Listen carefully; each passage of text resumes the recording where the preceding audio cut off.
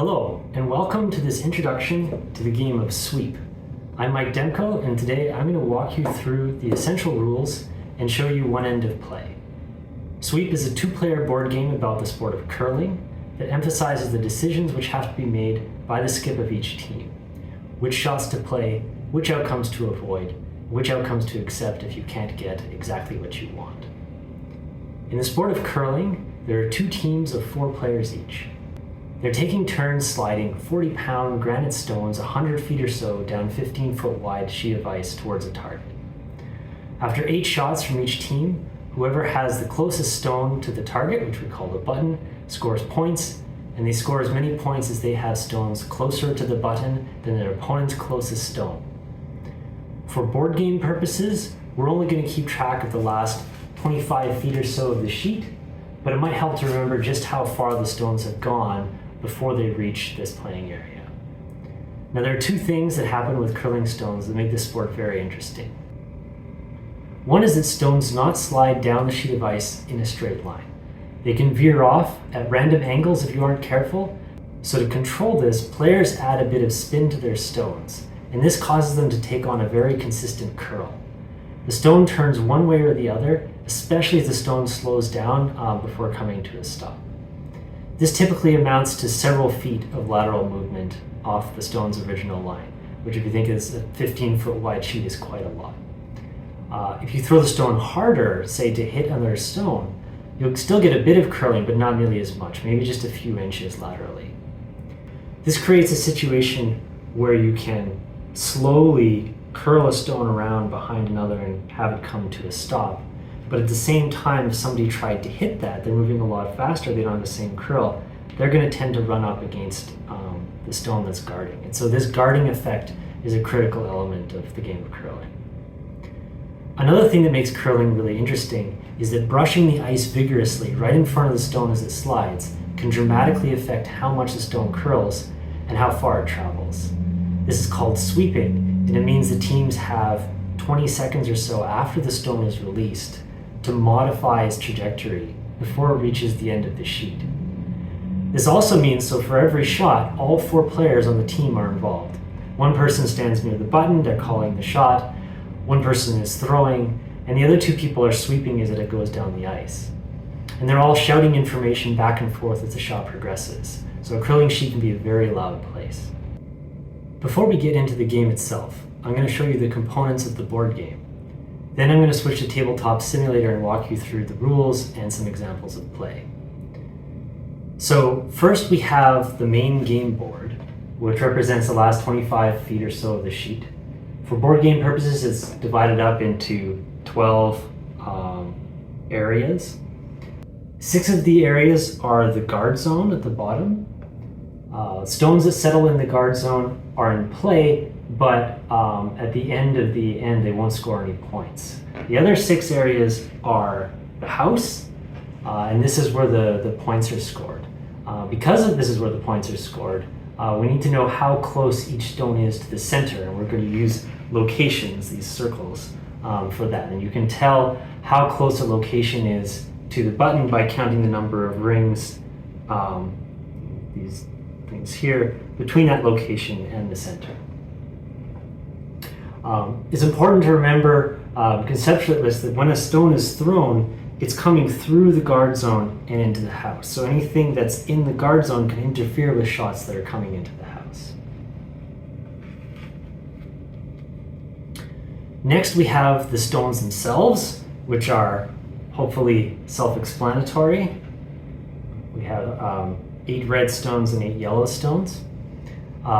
We also have this wooden figure here, which we'll call the skip, and that is used to denote the target for each shot. We also have this token here, the handle token, which indicates whether the stone will curl to the right or to the left when it's thrown. And we have these broom tokens. So these are, we'll call them sweep tokens. They keep track of how much capacity your team has to sweep for the end. Each time we take a shot, we're going to roll some dice to figure out what happens with the shot. And if it's not working out according to plan, you don't like it, you can spend sweep tokens to try and modify that outcome. We have one chip here, which has a red side and a yellow side. This is the fate token. Every so often, a situation is going to come up where the outcome of a shot is ambiguous, one way or the other. And in those cases, we're going to flip the fate token to decide which player is going to resolve that ambiguity. If that sounds strange, don't worry, I'll show you some examples later on. Finally, we have two shot outcome player aids. These here, we have one for the lighter shots, so if you're making a draw or you're trying to place a guard, you'll use this. And we have one for the hits, the harder shots. Each of these has two sides. So one side when the stone is curling one way, and the other side for when the stone is curling the other way. And of course we have the rule book, which also explains the game, but if you're watching this video, you've probably had a look at this already and weren't sure what to make of it. Okay, I'm going to switch over to Tabletop Simulator, where we're going to have a bit of an easier time looking down at the game, and I can give you a close-up on some of the components as we work through these shots. Here we have Tabletop Simulator. I'm going to play out a few shots and actually play through an entire end. I've planned out a few of these shots so that I can show you specific things about the rules, and then the last part of the end I'll just roll and see what happens.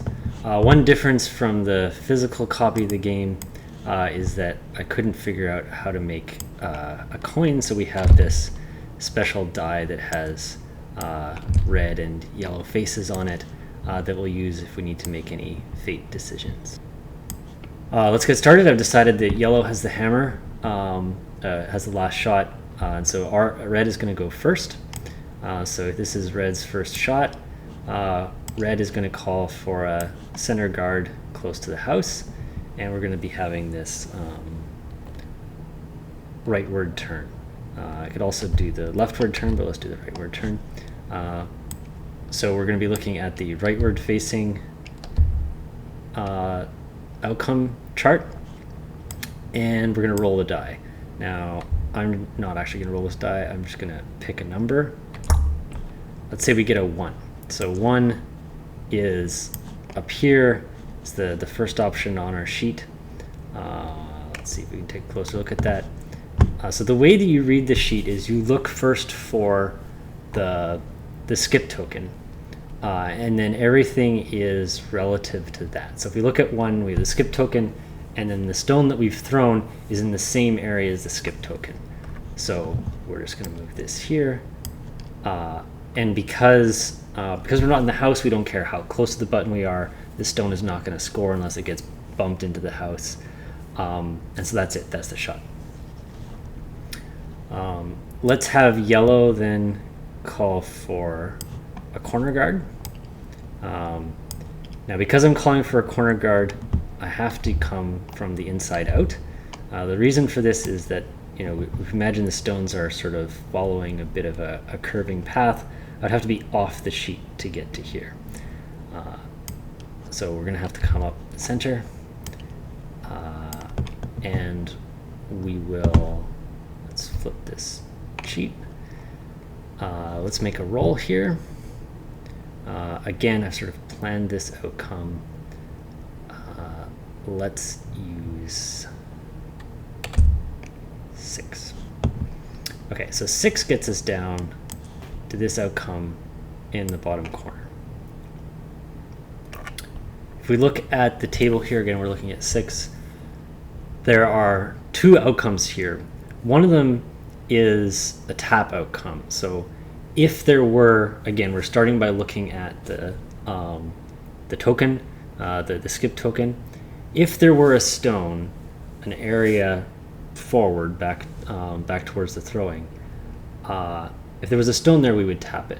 There is no stone there. We can see, you know, it's empty here, and so we're going to use the other outcome. Now, the other outcome says that the stone settles to the inside, an area to the inside of the target. Now, if we look back at our sheet here, an area inside is over here. That's out of play. And so that's the outcome that we're going to have for this shot.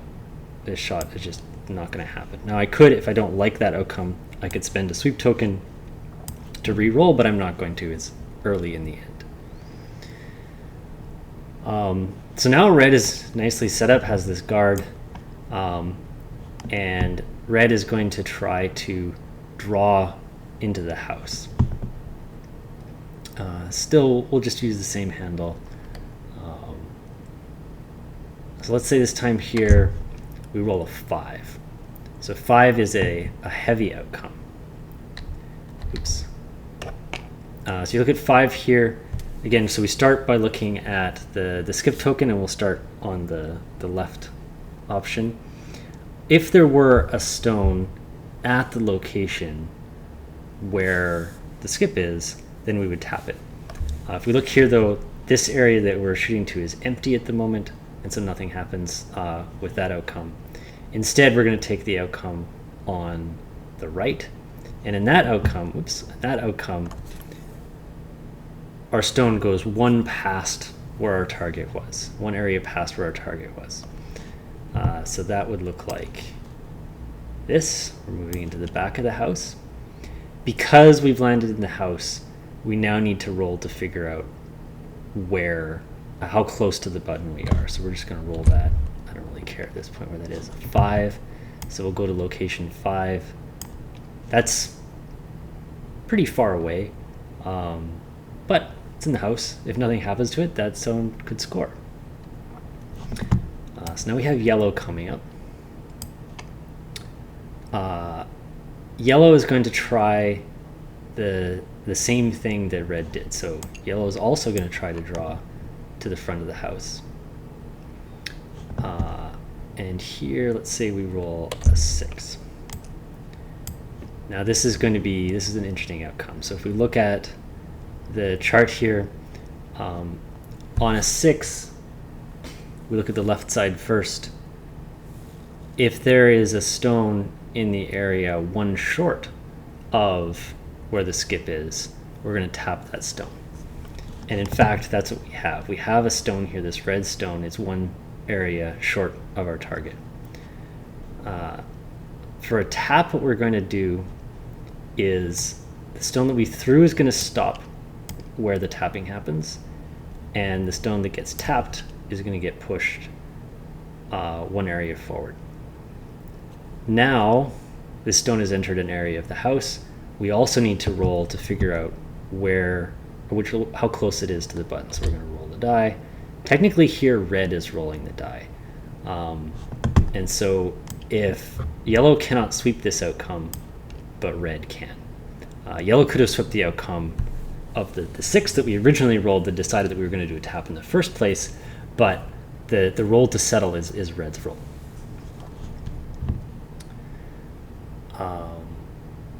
All right, let's have, first off, let's just use the other handle for fun. It's now red's shot. Red is going to keep up with this pattern of trying to draw into the front of the house, but we've changed handles here. And let's say that red rolls a 3. So bringing this up, a 3 is an outside outcome. And so we're looking at the area beside the target to the outside of the curve. Notice that with the turn that we have, so with the stone curling rightward, outside means that we settle to the left. If we'd been using the other handle, outside would mean we settle to the right. So it's outside or inside relative to the curve. Okay, so red is going to settle here. Not where we want it to be, but we are in the house. So red makes a roll to figure out the location. That's a 3. All right, so we don't actually know at this point whether this stone or the stone back here is closer. The same color stones, we maybe don't care, but if they were different color stones and we were scoring, this might matter. This happens a lot in actual curling, that you can't really tell by eye which stone is closer to the button. And so you just kind of have to guess through the entire end, and at the very end, if it matters, you'll measure to figure out which one is closer.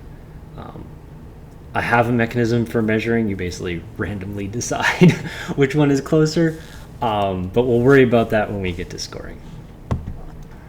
All right. So now let's do something a little bit different. We've done a lot of these low weight shots, trying to settle a stone here, trying to settle a stone there.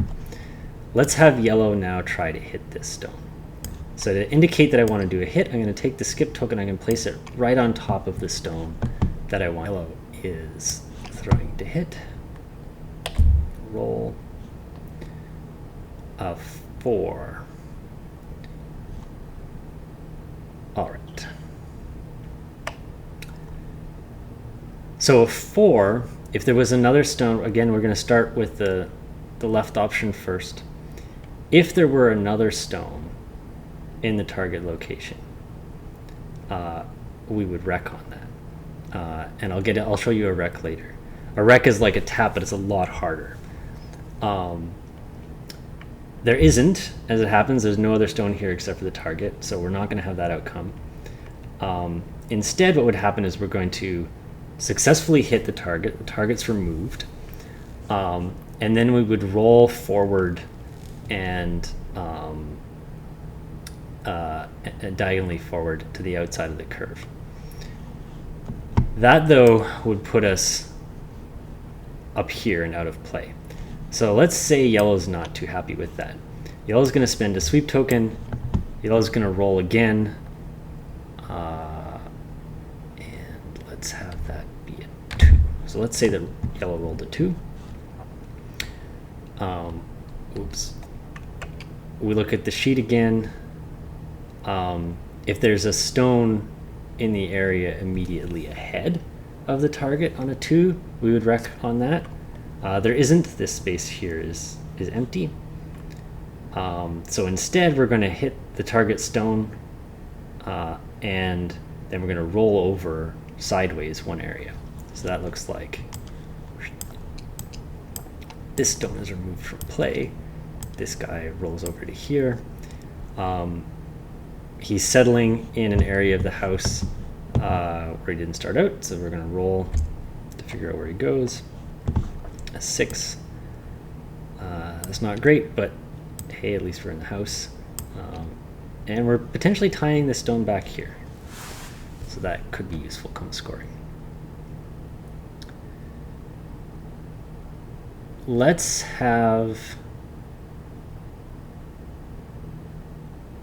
red then try to hit this stone.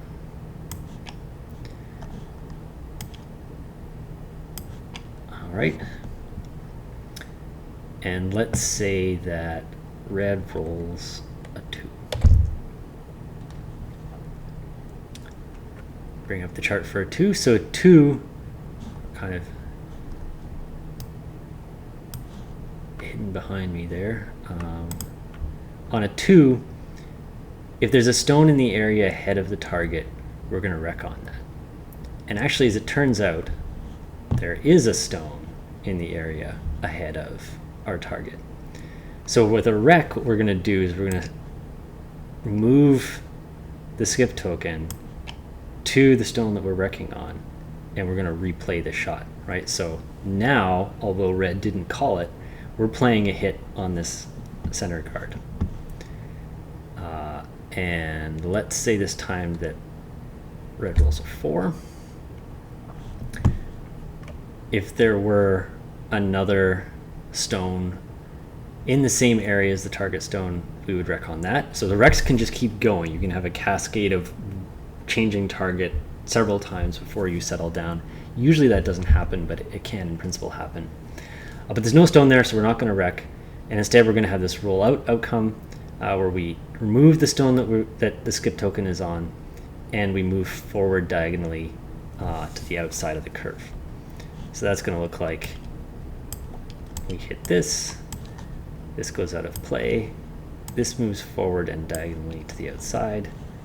That's in the house, so we need to roll to settle that. Oh, that's not bad. Not bad at all. Yellow then is going to try and hit that. Now yellow could try to hit this, but it's guarded, so there's a good chance. Actually, it's not guarded, but whatever. For the fun of it, we're gonna have yellow try to hit this.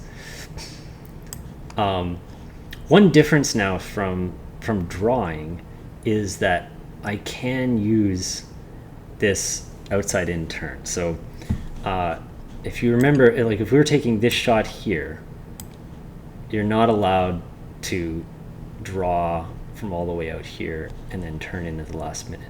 You'd have to use this handle. You'd have to come in this way. With a hit, the stones are moving a lot straighter. So you basically, like, it might drift a little bit over the course of the entire path through the house. So we don't worry about that. You can use either handle in the outside sections of the sheet if you're playing a hit. So we're gonna target this. Let me roll that. Let's say that yellow rolled a 6 because this will show something new. Oops. So for 5s and 6s, we have a bit of a different thing here. We have 2 possible outcomes. One outcome is that we just completely miss.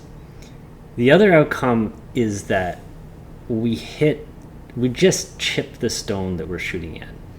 And in that case, and in either case, the stone that we threw just goes through the house and it's out of play. So rather than knocking whatever we were trying to hit out of play, we ourselves are going through the house and out of play. But that chip is going to move the stone that we're targeting. Now, the decision about whether we chip or whether we just miss completely, this is left up to fate. So unless yellow were to sweep this shot, which if I were playing, I probably would sweep this shot. But let's say yellow doesn't. Yellow's like, okay, I'll accept the 6. Then what we're going to do is we're going to flip the fate token. Now, yellow, I actually don't know what yellow would want on this, but if normally red would want to not be hit, and would if red won this toss, red would probably say it's just a clean miss.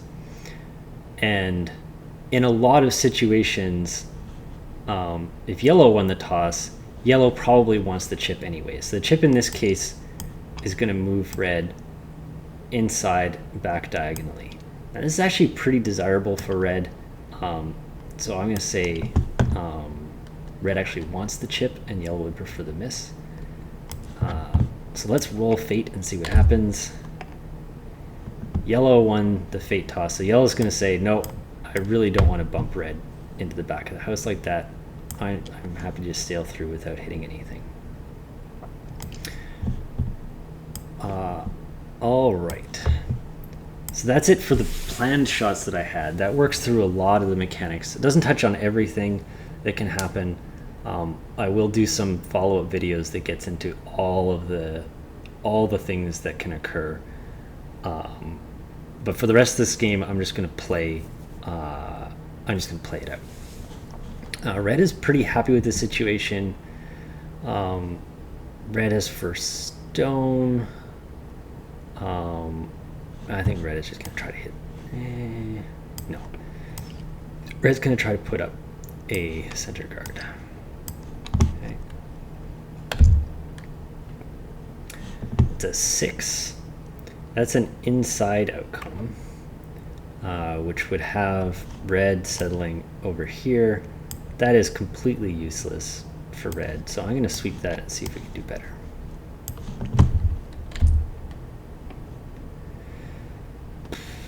It happens. You know what? I don't have that many shots left. Let me sweep again. 3. outside. Well, that's not really better, but I don't really want to keep going. Okay, so red's going to be out here. Yellow is mightily displeased with all of this. Yellow is going to try and hit this stone. We're going to use this handle. The reason for that is there are two outcomes on the chart that would have my stone hit and then roll over here, which is super nice. And if I use the other handle, I'd have two rolls would actually get me out here, which is not useful because it's not guarded. But let's see what we have. We have a 2. A 2 would wreck on a stone one space in front, but there aren't any stones one space in front. So instead, we're gonna get one of those nice rolls that I was just talking about. So the red stone is removed. The yellow stone comes to here. We're gonna roll to settle that. 3. That's gonna make scoring really fun. Red.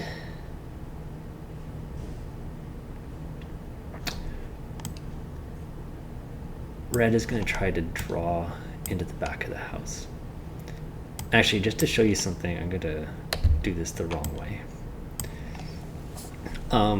So with this handle here, the track that I'm taking would be down here and at the last minute turning in towards there. Now there's a bunch of stones in the way, so you wouldn't normally do this. I'm going to do it just to show you what the tap situation would be like here. And so that's the unlucky outcome too there. Just for reference, right? If we were using the other handle and we rolled a 2, we tap things that are along the path, either diagonally ahead or knights move ahead, but there aren't any things there. So this space is open and this space is open. So that would just be a perfect shot. You'd end up where you wanted to go. But if we do it with this handle, which is what I'm planning to do here, just for demonstration purposes, we have to tap one of those stones.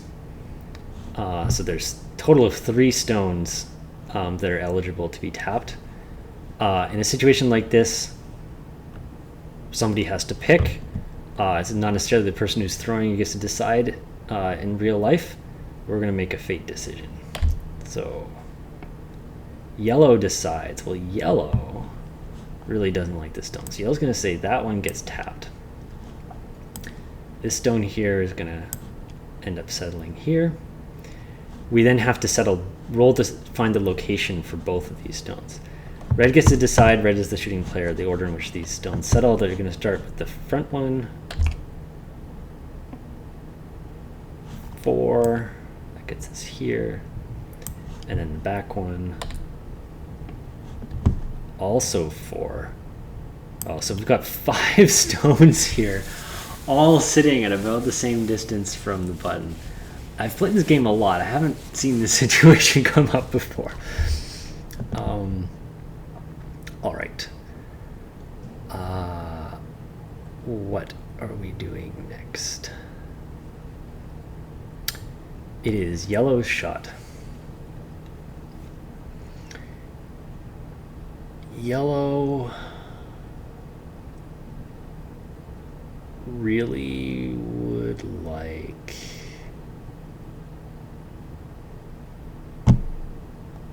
to hit something. Both of these ones are pretty difficult to hit because they're stones along the path, and so we're really likely to hit one of them. There's a bunch of outcomes, 3 outcomes that would result in a wreck there.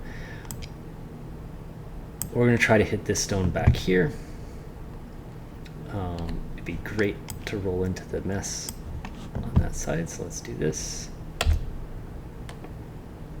All right, a 3. Right, so on a 3, you've got the small roll here.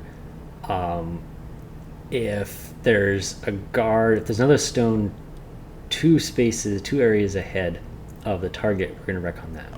But 2 areas ahead is here. That's empty, so we don't get the wreck outcome. Instead, we get the hit and the roll. So the target stone is removed, and this one rolls to the inside, which is out here, and then we're going to roll to settle them. 3. Oh no. This is just horrifying. Okay.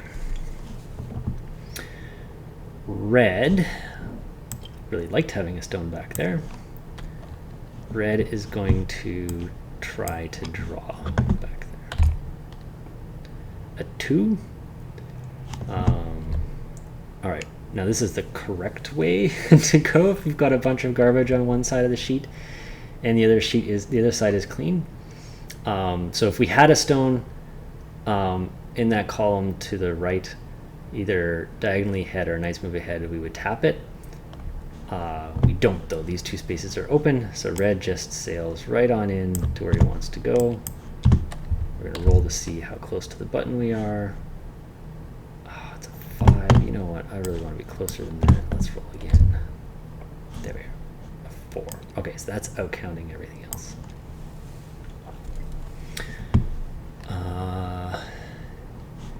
Yellow, I think, is just gonna try to hit that.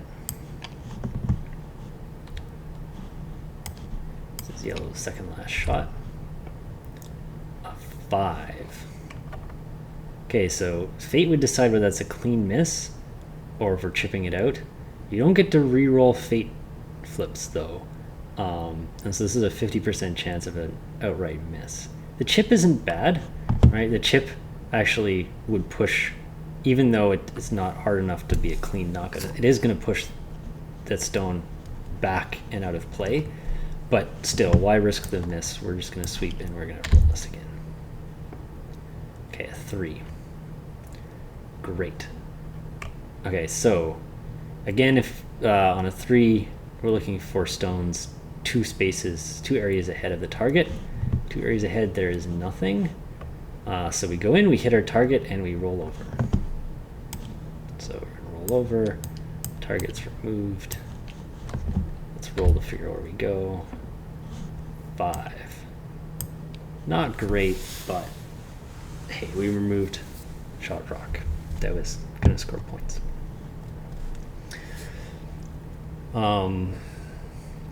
Red can't really do much better than what he had before, so he's gonna just keep trying that draw. A 2. This was the same outcome we had last time. We know this is just fine. So stone comes in. We'll roll to settle this. It's the last shot. We might as well burn as many. Okay, that's terrible. 6 is going to be like way back there, so we're going to sweep that. See if we can get a better outcome. 3. I mean, it's shot by a long way, so let's do it. So yellow's last rock here. Yellow, I think, is going to try to hit this. This is usually a bit of a tricky shot, right? There is a stone an area ahead.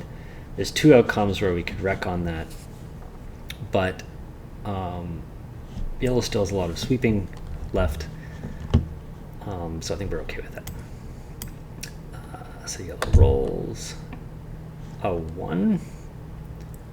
Let's bring that over here. So a 1 is one of those outcomes where we would wreck on a stone 1 area ahead. That's not an outcome we want.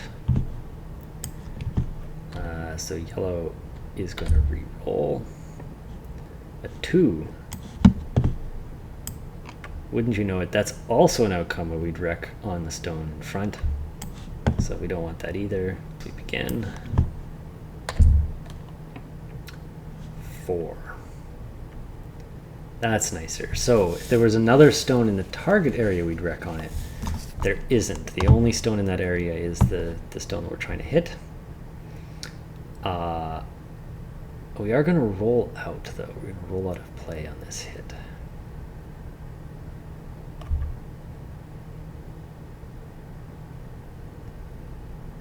Nah, I don't like it. And by the way, the reason we're going to roll out is because we're pushing forward diagonally, but we're already at the back of the house, so forward means that we go out of play. Let's sweep again. We just had that one, we didn't like it. Let's do it again. Last one, we're going to be stuck with whatever this outcome is. It's a 2. Okay, well, it looks like we hit that front stone. So now we have to re-roll everything as if this was the target, and we don't have any re-rolls. A 4. A 4, we would hit something else that was in the same area. There isn't anything in the same area. So we're knocking this stone out of play, and we're rolling forward diagonally. So that puts us back here. We roll to settle. 2. All right. So now we get into scoring. For scoring, we're going to count outwards. So the closest stone is this one. So red scores 1 point. The next closest stone is yellow. So that's it. Red scores 1 point. So steal of 1, not bad. If this stone was not here, then we'd have an interesting question, right? Because the next 4 stones are all at the same difference. So we'd have to measure them. What that would look like is, I actually can't do this easily on Tabletop Simulator, but what I would like to do is sort of shuffle these up in a bag or something and draw them out one by one. If yellow came out first, that would just be 1 point total for red. But if red came out first, that would be 2 points. And then if red came out second as well, it would be up to 3 points for red. So these measuring situations can be very random. Anyways, thank you very much for watching this. I hope you got a good sense of the basic mechanics of the game. I will do some 1 or more follow-up videos to get into weird cases. 2 things that I didn't talk about at all are freezes. So if what happens if you come to a location and you roll the same number, it's like 2 stones being right up next to each other. Oops, I don't know how to show that, but and this is an interesting situation in normal curling. The other thing I didn't talk about was heavier weight hits. So all the hits that we've talked about, just, they target one stone. If you hit the stone, it goes out of play, or maybe you might go out of play. But there's a good chance something sticks around. Either the stone that you threw or the stone that you hit has some chance of remaining in play. But there is an option to throw heavier, to throw a peel weight shot. And those are the shots where if you hit anything, the stone you threw is out of play, the stone you hit is out of play, and you might knock other stones out as well.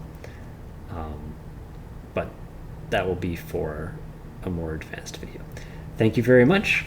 I hope you enjoyed this.